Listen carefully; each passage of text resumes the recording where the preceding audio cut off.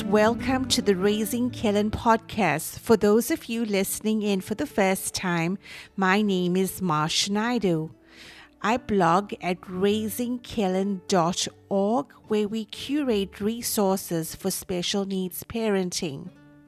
In today's episode, number 41, we talk with Christine Robenhalt, a physical therapist, wife, and mom to 3 kids, 2 of whom are dyslexic. Christine is the owner of Sweet Pea Pediatric Wellness in Colorado, and today she is going to discuss the sensory system, including the 10 senses, which she uses as a foundation to talk about dyslexia, ADHD, and executive functioning.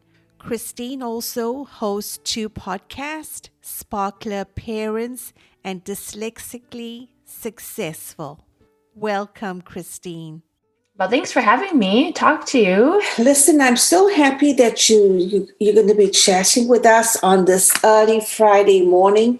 I think it's March the 26th. And so we've had a few questions from when we posted on Facebook, telling folks about this talk and talking about dyslexia as well as attention deficit and hyperactivity disorder. We should lay a bit of a foundation, and I just want to talk a little bit about the sensory system, talking about the skin, and talking about the senses. If you would like to head into that, that would be awesome. For sure. Thanks, Marsh. And these are topics I'm very passionate about. So if I get a little off track, just bring me back. And I think one of the reasons why I'm so passionate about this topic, yes, I am a pediatric physical therapist. And yes, I have children who have dyslexia. But myself, I also am dyslexic. And I didn't know that until my son was diagnosed. But then going back and understanding what dyslexia is, I realized that I'm also a dyslexic learner.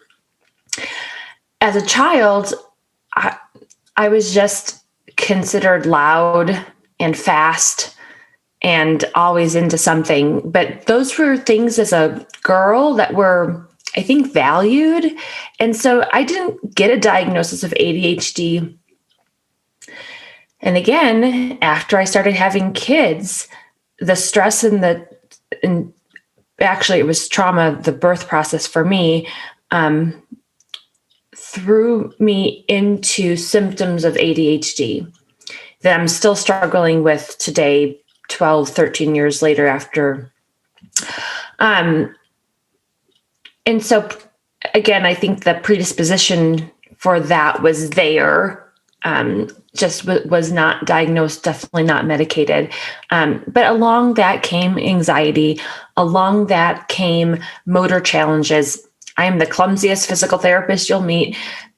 So all of this, my current experience is always coming from this lens of what I experience, which is, I think, what we all do, at least if we are aware.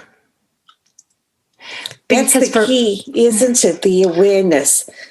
When you talk about the senses, Christine, you know what? That's going to be fundamental right there. Talking about the skin as the largest organ in the body, talking about reflexes, guys, that's going to be Anatomy 101, and perhaps not within the scope of this podcast, but kind of just a little bit of a framework which parents can you give parents just a little bit of background or framework of the sensory system? Because both dyslexia and ADHD kind of are woven in there, but just a bare bones explanation. Okay, I'll try. And you're right, because both dyslexia, ADHD, even autism are neurodevelopmental issues. And if that's the case, that this is an issue that is within the brain or within the neurological system, we use our senses to tell us about our world, our environments. And that's not only our external environment, what I can touch, taste, hear, see, smell, but also our internal environment, which would include things like, how am I feeling from the inside and this is really from a hormonal or neurochemical standpoint. And of course, we don't perceive that, but how do you really know you're hungry? Well, you might have a little rumbling in your tummy, but that's not always why you're hungry. It's more of this chemical, and are you able to be in tune to that?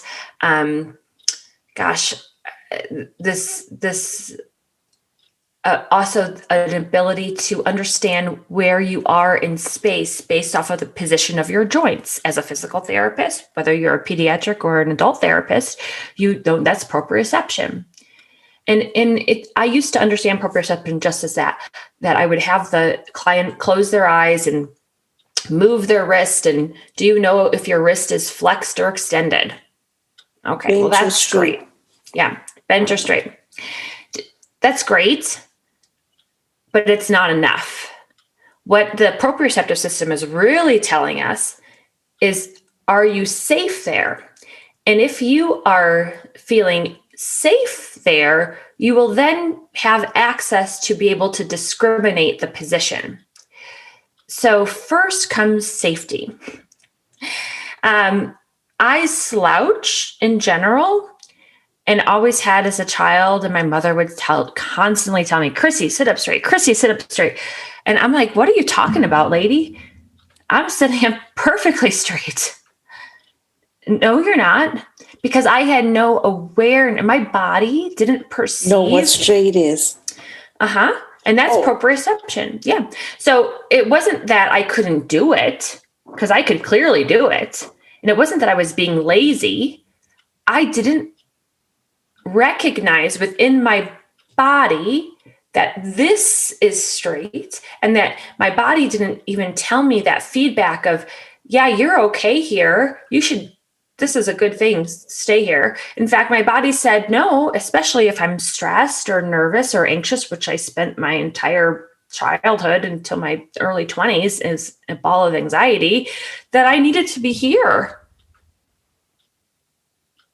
So it's not about just, do I know where I am? But before that is, am I okay being there?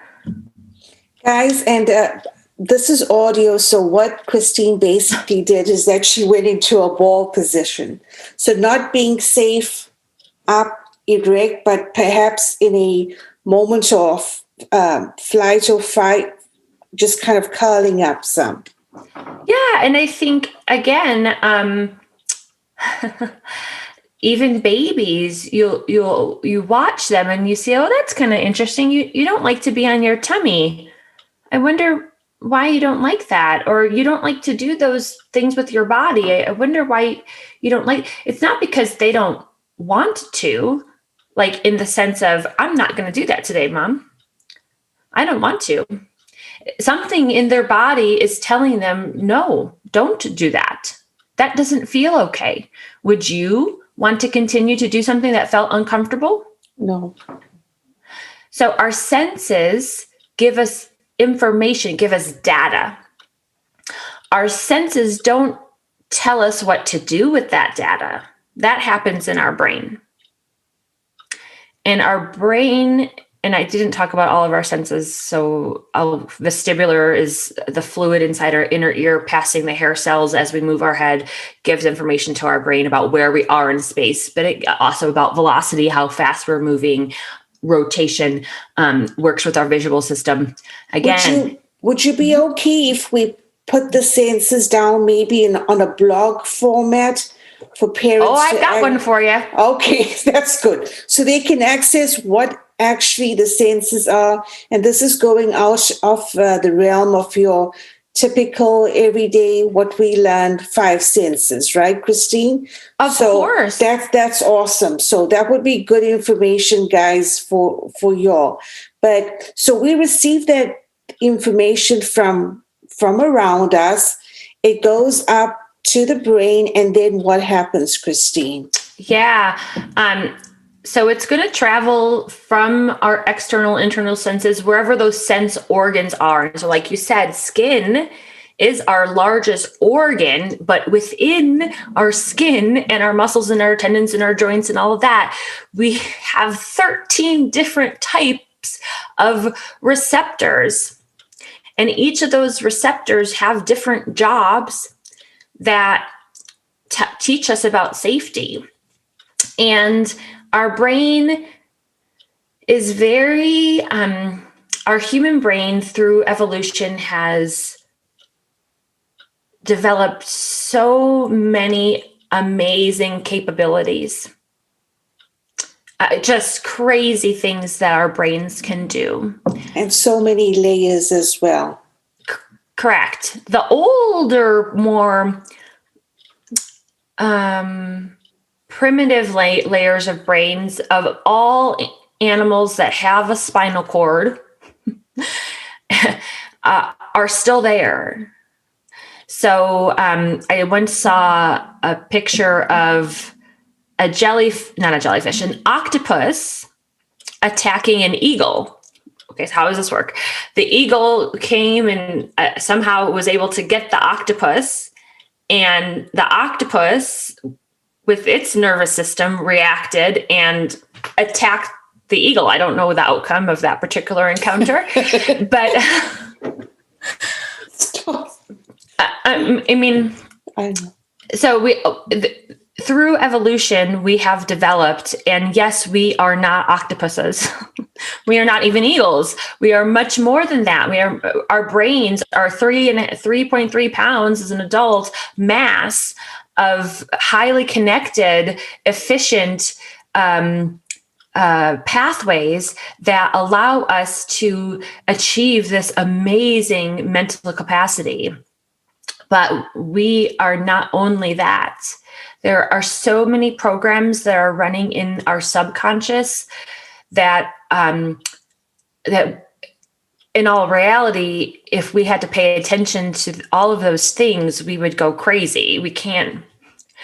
But you do have to have enough awareness to slow down and kind of get in touch with what is this data coming in, not ignoring it and just driving forward, because this data is compiling information for us to use. So even though we're not aware of every single touch or every single interaction, every single sound, we can't be that way. A child who has ADHD is. And the ADHD is like every single sound that comes in, they've got to check in. Is that safe? Is that something I have to attend to? And then because they're not sure whether or not they need to, and if it's something that's more interesting, whatever you and I are doing is no longer important because something else has now grabbed their attention, and then they go. Because of that sensory system, because they are so much more reactive to the information coming in, their threshold overall of being able to take in the information without having to immediately do something with it is lower, because the information is coming in and first comes in through certain filters. So in the lower levels of our brain stem, in the mid level of our brain, in our thalamus, we have these filters built in for safety, protection, survival of our species. You and I, if we are able to take in information and it makes sense to our body and it goes past those filters or bodyguards or whatever you want to, analogy, metaphor you want to use, then we get to the arrival of that awesome, really cool cortex of our brain where we can learn how to discriminate. But if everything is getting stopped because we're not perceiving safety, because our brain isn't able to make the correct prediction against what the information is, we are set into this sense of dysregulation, of stop, of block, of don't learn, can't go forward. Okay, it's like we're going on a bear hunt. What do? We're coming through the river. We got to swim through it. Okay, so if you and I were like, okay, we're in this scary place where I don't feel super comfortable, but I'm going to keep going. Okay, we'll learn. But if the other child's like, whoop, nope, I'm not feeling comfortable here with this information coming in. This does not feel safe to me. They're going to go a different path. And that information that they do learn on that path is different than the information they would have been gathering on the path that we typically take for learning how to read, that we typically take for learning executive functioning skills. So it all starts with our sensory system, because from 0 to 2 years old, that's all we got. That's right. And if the information coming in from your sensory systems, including interpersonal, including intuitive, how I feel in my environment as a whole, if I feel good, if I feel I can create a connection with my caregivers, I feel safe, I'm going to be allowed to be vulnerable. I'm going to allow myself to explore and be curious. If I don't perceive a safety, there's a shutdown. And I'm in protection, I'm in survival. And what I learn at that point is every time I reach my threshold, I need to come into survival. My learning stops. You cannot protect and grow at the same time.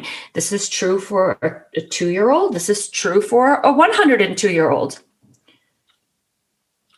Because it's the same nervous system. So I'll say we have to be in a calm and alert state for learning. What does that mean? I know that I'm talking in these really big picture things. So let me bring it down to an example that you probably have had experience with yourself. Have you ever been watching a TV program and either your son or your husband is giving you information, like talking to you, and then you like pause from the TV program for a second and you're like, what did you just say? Right. Is there a problem with your ears, Marsh? No. Do you have an auditory processing problem? Because I think you do. If you can't listen to a TV program and your son at the same time. No, there's no problem with you. But you weren't in calm and alert for that conversation with your spouse or your son. You were calm, but your focus was on the TV. So what would happen when our entire world is that way? When I'm in an environment that I don't know what to focus on, I'm feeling everything is important, and I can't yet discriminate yet what's important because everything feels like it needs my attention. And so then I stay in this hyper sensitive state for sound, which does go to reflexes. I won't go into reflexes today, but yes, it does go into reflexes as the initial pathway that's set up for us. And again, if that initial pathway is welcomed within our body and we learn from our experiences, lovely. But that isn't what is happening with ADHD and dyslexia. The initial pathway that was set up with our primary reflexes for safety and survival as an infant did not make sense to the child system. And they did not learn what they were supposed to learn from that path. They picked a different path, and eventually we'll get to the same destination. If there was a snowstorm where you live, could you still get to the grocery store if one road was closed? Yes, ma'am. But is it going to take you longer? Yes, ma'am, it is. Are you going to, that road, whatever that road is called, is a different road, and there's different things on the road. So if you had to pay attention to all those things and that was required for you to learn the landmarks on that road, you're learning different landmarks than you would if that first road was open. So my job as a physical therapist, your job as a parent, the teachers, is to, I'm all for options, but I want to help them learn the most efficient path. That would be ideal. And so you can keep going on your roundabout path for learning, and that's fine. But I also want you to be okay with this pathway. So on the other hand, there's this other route. And good, yeah, options are good. I don't want the child to only have one way to do things. And that's as a motor therapist and as a parent, we don't want our kids only stuck in one way. But I want their way that they're using to be efficient, to be reliable, and to help them get to the destination in a relatively easy way. I don't want them to have to struggle so much. We watch our kids struggle. Before we get too far into it, guys, I want to mention that part of the reason for addressing the subject matter as well, Christine, is a parent that had a question.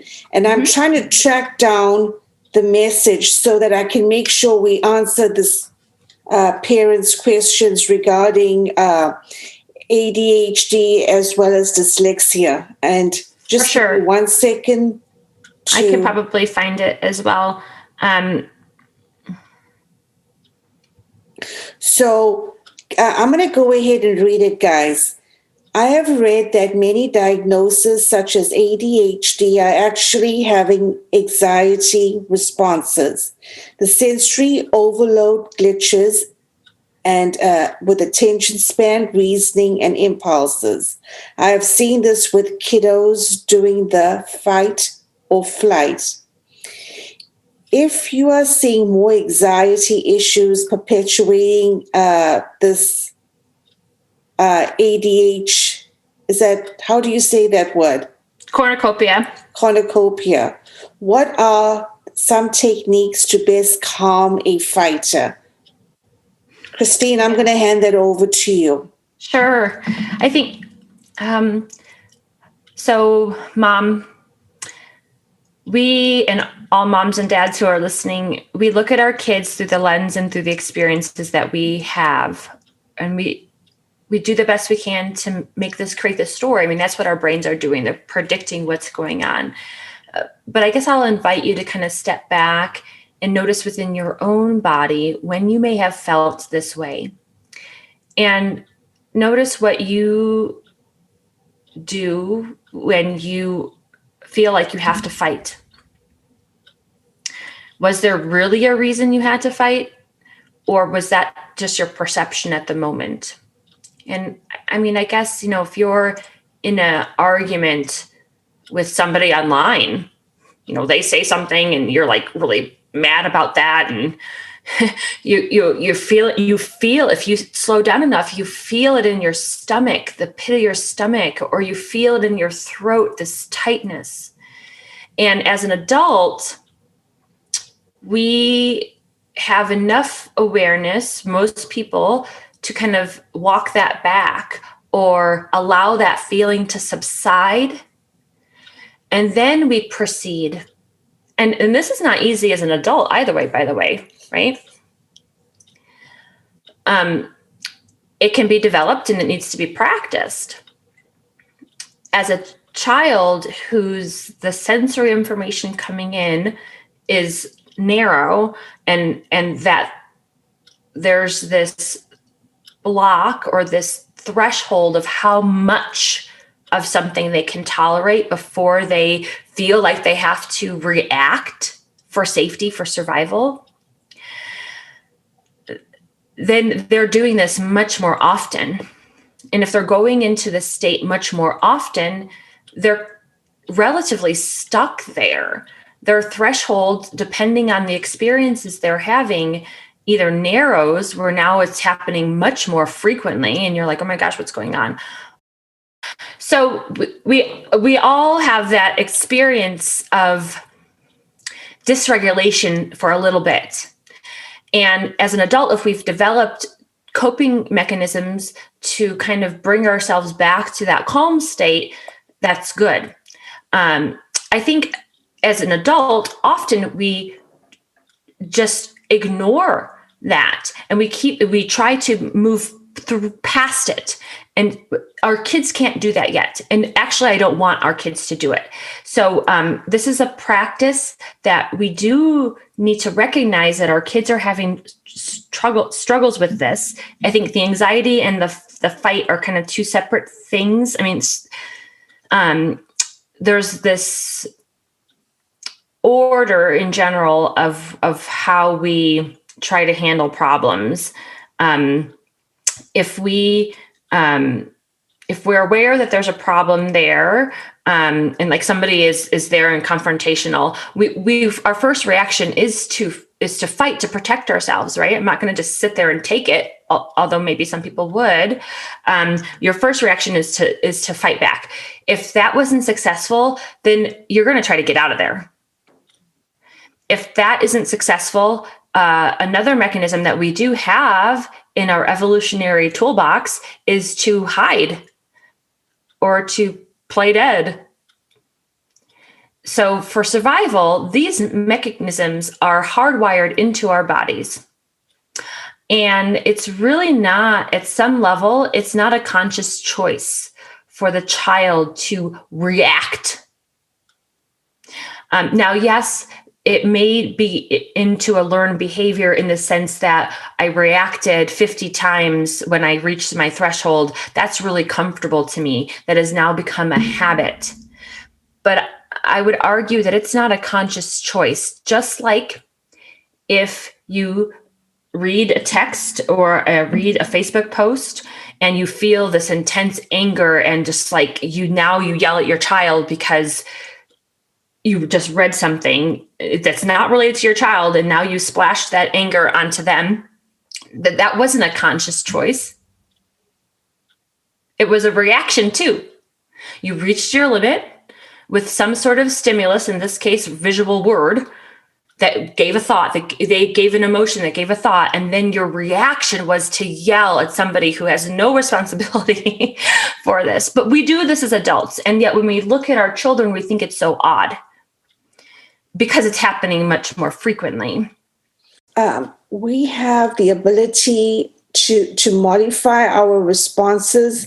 Our kids may not have that ability yet. What can we do? How can we calm that fighter?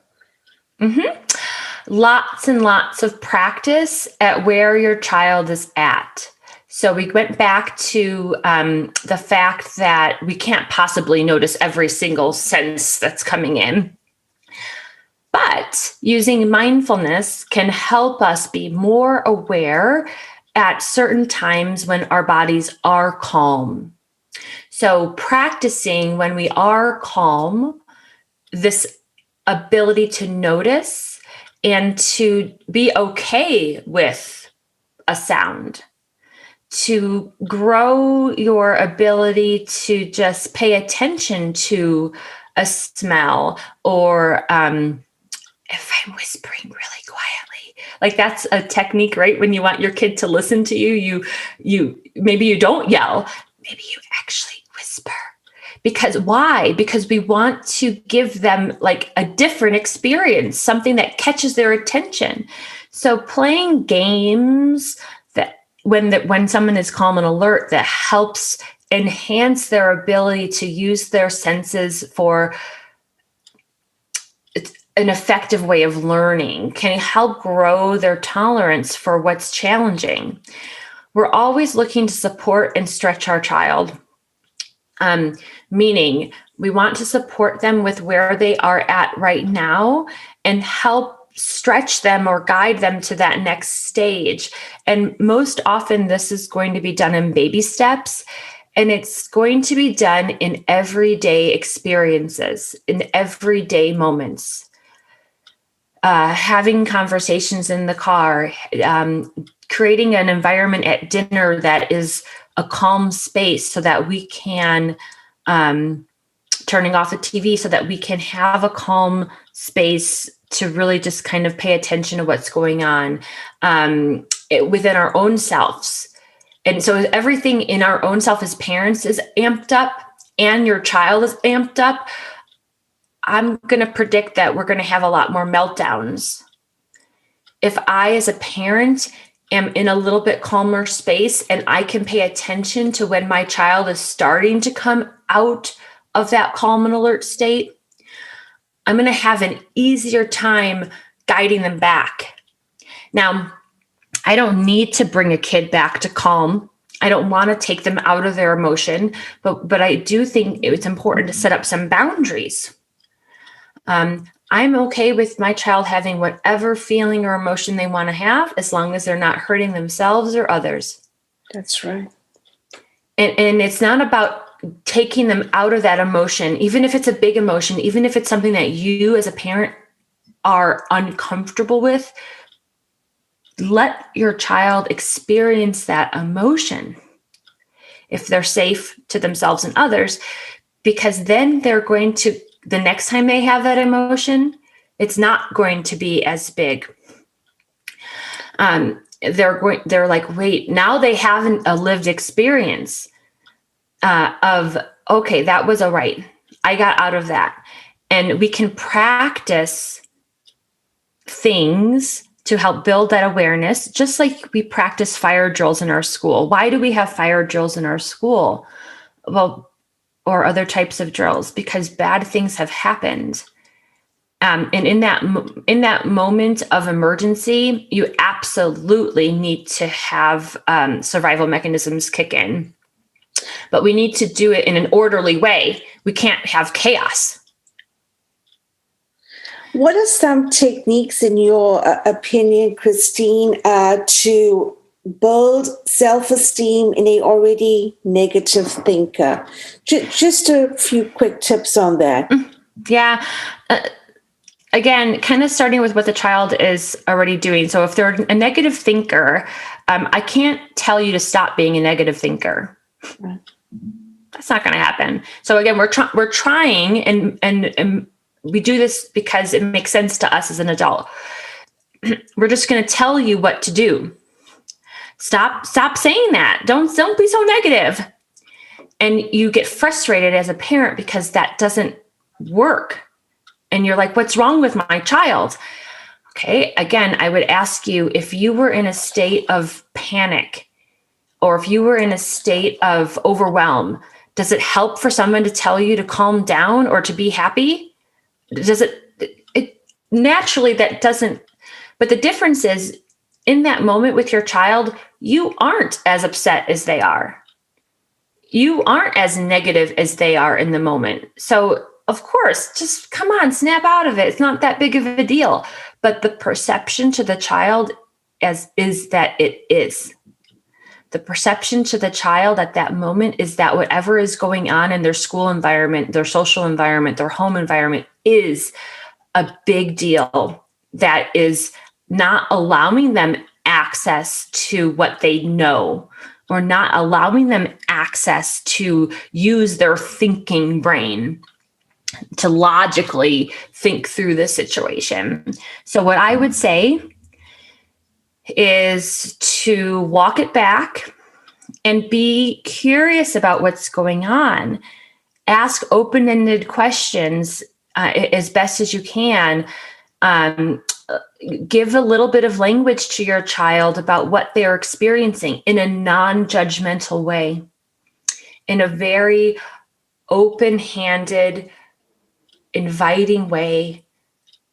Start a dialogue to help better understand exactly what is producing that negative thought. Not what you think is, but really hear it from your child. And this might take a couple of days to get there. One way that I do it is with a share journal. So with anxiety, with both of my boys also have some anxiety, talking to me is hard. Talking to me about hard, difficult things is like they can't. And I've felt this way throughout my life as well. I just can't even get the words to come out. Mm. So much so that after my third child was born, I stuttered for an entire year. but that's another story. So a share journal is a safe space that they can write out, draw out what they're feeling. So that's the answer, is to stop a fight or to stop this anxiety, is to be curious as best as we can, non-judgmental, in the way that we want to really just understand what's going on for our child. What is our child's experience? Because it's most likely not one thing. And yes, most likely it's no big deal to our adult brain, but to the 8-year-old, to the 9-year-old, to the 5-year-old, in that moment, it is a big deal. If it made sense to them, they wouldn't be acting this way. To you, what is dyslexia? For me, a child who has dyslexia, you're going to see it in two main ways, and those two main ways may overlap. And it's going back to our senses of sight or sound. I think for the most part, it's going to almost always be based in sound. But then also some kids persist with the visual piece of it as well. So all of these words I just said are all made up of components of different phonemes, meaning not the letters necessarily themselves, but in the word but, we have the sound t. And at some point in my life, I must have been able to receptively hear that sound, those sounds that made up that word, and then I could produce it using my articulators of my lips and my tongue. Mm-hmm. And understanding how to voice that sound and motor plan how to make that movement. But if you don't hear the sound, if you don't hear the differences in those sounds, you're not going to know how to try to produce it. And then you get less experience doing that. And then when the word comes out of the auditory realm of words and becomes a symbol on a page, now it's that much more difficult to understand how those auditory phonemes put together make words, and now they're symbols on a page. And so the research has shown us that even though in our brain there's specific areas that are really unique to language development, there is not one area that is there already set up for reading. And that's because reading is a relatively recent, finding or development in our human evolution. So even though most adults read easily, you provide the experience, they learn from it, life is good. When we're dealing with a child who has dyslexia, that process does not develop just because the experience was given. So it's not because you didn't read to your child enough when they were a baby. It's not because, you didn't drill with flashcards or they're not paying attention in class or because they're lazy. No, in fact, the child with dyslexia, the child with ADHD, the child with any learning challenge or motor challenge, truly, and I say that because it's all the same nervous system. Your nervous system, my nervous system is the same structure. How it's functioning may be different, but we're all dealing with the same requirements to make a pathway from our internal and external environment to our motor cortex, which is where we would find the stuff that helps us read and talk. So it's all related. But yeah, this is that big picture piece that as a dyslexic learner is super easy for me because I've taken the roundabout path around for learning, and I pick up lots of things on my path. So being dyslexic, I've heard this. So I just want to talk a little bit about it, Christine. Can you be an efficient reader and have then difficulties transferring what you perceive to actually translating it to paper? Yeah, absolutely. And I mean, it depends on what's the difficulty with the translating it to paper. Like, is it the actual physical writing, like how you're holding your pen? Or if that you're writing the letters backwards. So we could get into some dysgraphia, which would just be a little bit finer or another component to it. But yes, absolutely. And I would say that there are definitely dyslexic learners who love to read. So, so going back to whether it was a sound piece or a vision piece. So for dyslexic learners who have a little bit more of the visual component, the words may be dancing on the page, or the letters may be reversed, or I know everybody may type things backwards every now and then, but I do it on a regular basis. Often I'm typing, writing, and I have no awareness that I did that until after I reread my paragraph like 3 or 4 times, or somebody else read it and then they caught it. But so being able to, I know that the word "and" is spelled A-N-D, but almost always I'm typing it A-D-N. So, again, I'll say at 43 years old, I've found my own strategies because when I was a child, I had never received any sort of remediation for this. But when I was tutoring dyslexia, or we had a woman who came to us who was 65, learning how to read for the first time. She had gotten by in school, but she really just kind of memorized. Gotcha. So her boss actually was the one who noticed that she was having difficulties reading and mentioned, "Hey, have you ever thought about or considered that you might be dyslexic?" And then she searched our program out and came for tutoring and did very well. But again, we go back, no matter what age you are, we go back and we help realize where the individual's at and understand kind of where the breakdown is. The program that I used to tutor with was very explicit in learning all of the sounds for the sounds. In school, we teach letters.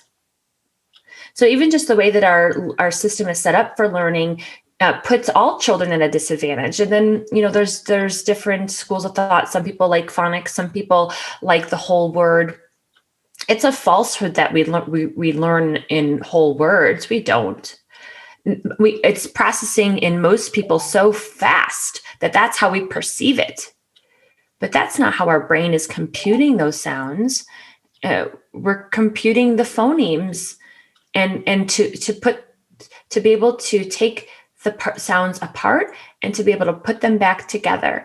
And so we need to have an awareness of the sounds first. And then this goes all the way back to our senses. So I'll pause here. Christine has a podcast. Christine, tell us about that podcast. Sure. It's called Dyslexically Successful. And yes, I know that is not a word, which is kind of the point. I have a podcast, and I started that podcast because of listening to a different podcast that was talking about community action. And so I started locally in Denver, in the Denver, Colorado area, these panels of 4 or 5 adult dyslexic learners, and then it turned into some older children as well, kind of telling our stories to parents and students in our area. So in hopes that we could show the light at the end of the tunnel. Like there's no end, right? Right. It's all a process. Yes. But when you're in the middle of it, it feels like so overwhelming that for whatever challenge you or your children are dealing with, that you you do feel like you're alone. You do feel like you're isolated. You do feel like there's nobody else who's having this experience. And that's not true. I mean, nobody else is having your exact experience. But the way to get us through that is to have somebody shine a light on our path. We are the ones that have to walk the path. Just like our child, whatever issue our child is dealing with, will be the one who has to walk this path. Yes. But as parents, our job is to shine that light. As a physical therapist, I'm not the one making the changes. I'm not the one. I think a lot of therapists, I don't know, understand their roles differently. I see my role as a guide.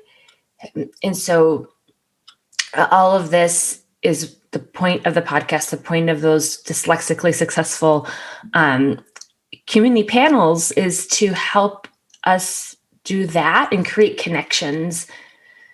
And I really feel too that, we are social beings and we need connection. Social connectedness, yes. Absolutely. And if this is one way to do it, like in the COVID times, our typical way of connecting was like ripped away from us. Right.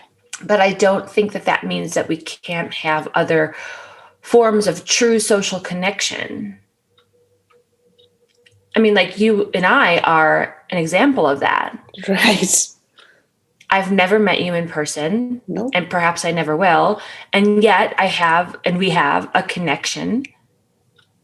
So if that can be created virtually, then great. And to be open to that and to be open to this curiosity of what else is there or who else is out there like me. And again, I hope my podcast, your podcast can do that with our guests. Then I have a different podcast can I talk about that real briefly as a background? Absolutely. Okay.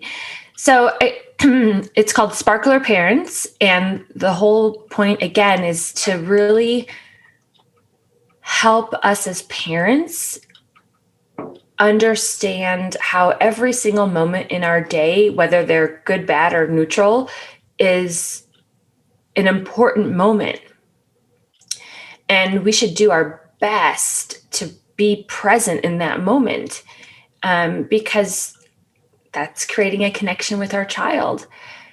And I think a lot of parents have a tendency to parent in fear that their children aren't going to turn out like they want. Their child isn't going to get the right education. The child isn't going to learn respect. The child isn't going to whatever. And we are parent from a place of fear. Christine, I think this is a perfect place to stop. I think Sure. You have answered this mom's questions. And as always, thank you so much for your time, Christine. Of course. You're very welcome. You have a great day. And parents, just remember, this is Christine and me just chatting. Our information here today on the podcast is purely educational and informational. And if you have any concerns, please seek out advice from your healthcare provider. Christine, thank you, and I will see you soon. And before you go, though, your podcast, would you mind telling our parents how they can get to your podcast or how they can reach out to you, please? For sure. You can find both podcasts on Spotify, Apple Podcast, and like 6 other outlets. So I'm not quite yet on iHeartRadio and Amazon Music, but hopefully. Sparkler Parents is the parenting podcast. It's about 5 to 8 minutes of little snippets about an activity you can do with your child. I also have meditations for both you and your children to help develop that present moment awareness and that mindfulness. And then Dyslexically Successful interviews mainly with adults, but is also on those same outlets. And if you do want to email me, you can find me on Facebook as Christine Physical Therapist, or we can put my email address in the show notes. I will absolutely do that. And guys, if there are any more questions out there from parents with regards to motor milestones or any questions regarding special needs parenting, you can email me at raisingkellen@gmail.com. And as always, remember, get to the top of your mountain. This is Marsh Naidu together with Christine Robenhalt signing out.